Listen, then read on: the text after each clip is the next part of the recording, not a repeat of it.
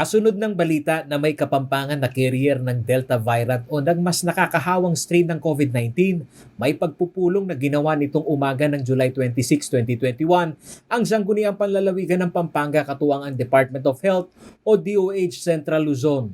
Sa presentasyon ng DOH, ipinapakita ang color-coded na mga bayan sa Pampanga na may mataas na COVID-19 incidence. Cumulative report ang makikita na ang mga key cities sa probinsya ay pulang-pula na ibig sabihin malaki ang ambag sa laki ng bilang ng mga tinatamaan ng COVID-19 na kabalin.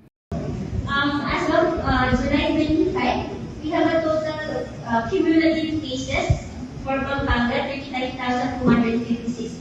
Sa report ng DOH, nasa 1,405 ang total active case sa probinsya as of July 25, 2021.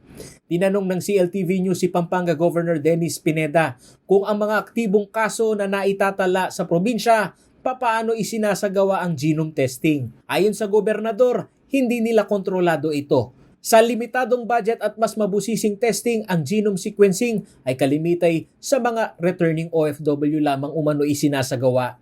Maano yung testing, Paulo? Hindi kamukha ng regular testing. Talagang mahal, mabusisi.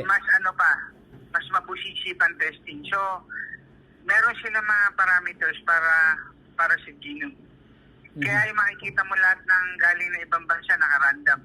At paglilinaw ni Governor Pineda, kung siya ang tatanungin ay mas maiging malawak sana ang genome sequencing sa lalawigan. Ngunit ang sistemang ito ay nasa kamay umano ng DOH. Tayo lang gusto natin padala lahat yan, kaso hindi po pwede lahat. So kaya nagra-random sila. Sa mga nakatalagang quarantine at isolation facility sa lalawigan, may special na unit na umanong nakabukod para sa Delta variant carrier na kabalin.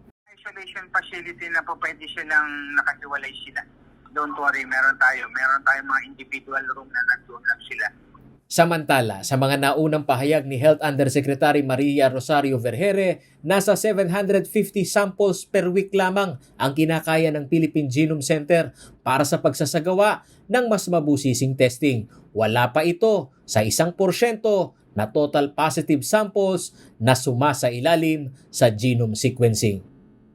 Paolo G. Santos, CLTV News.